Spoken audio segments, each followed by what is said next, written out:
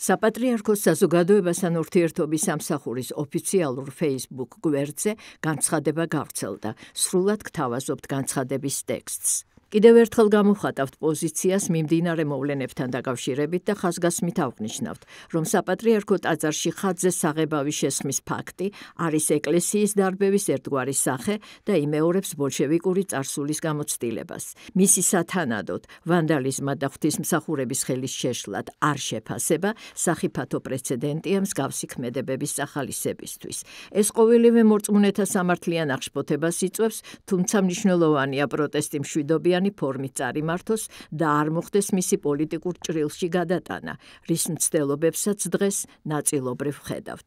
სამწუხაროდ ისევ გვიწევს გამეორება, რომ საერთაშორისო და უფლებადამცავი ორგანიზაციების და დიპლომატიური კორპუსის წარმომადგენლების მხრიდან დუმილი კითხვის ნიშნის ქვეშ აყენებს საქართველოში ქრისტიანული ტრადიციების დაცვის აუცილებლობის შესახებ მათ მიერ არაერთგზის დეკლარირებულ განცხადებებს. იმედია რელიგიური ნიშნის შეურაცხყოფის შესახებ რომელიც დააანონსა სახელმწიფომ ამგვარ დესტრუქციებს თავიდან აგვარიდებს მომავალში. ამ კანონში მკაფიო უნდა იყოს რელიგიური ორგანიზაციის განსაზღვრება. აღსანიშნავია, რომ ამგვარი რეგულაციის საჭიროების შესახებ ჯერ კიდევ 3 წლის წინ საპატრიარქო ტახტის მოსაყდრემ სენაკისა და ჩხოროწყუს მიტროპოლიტმა შიომ მუჯირი განაცხადა.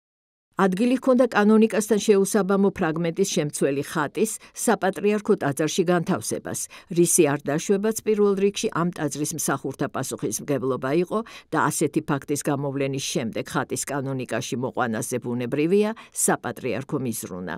სწორედ ესა ისახა საპატრიარქოს განცხადებაში. ამიტომ ამ გადაწყვეტილების გამო საპატრიარქოს სამსახურზე ან მის თანამშრომელზე უსამართლო თავდასხმა, როგორც არ უნდა იყოს შეფუთული, რისი მომსწრენიც გავხდით უშუალოდ საპატრიარქოს და პატრიარქის მოწინააღმდეგე ძალების სასარგებლოდ გადადგმული ნაბიჯია.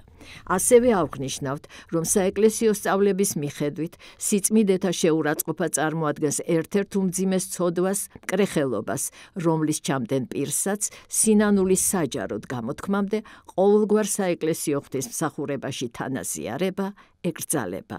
13 იანვარი 2024 წელი.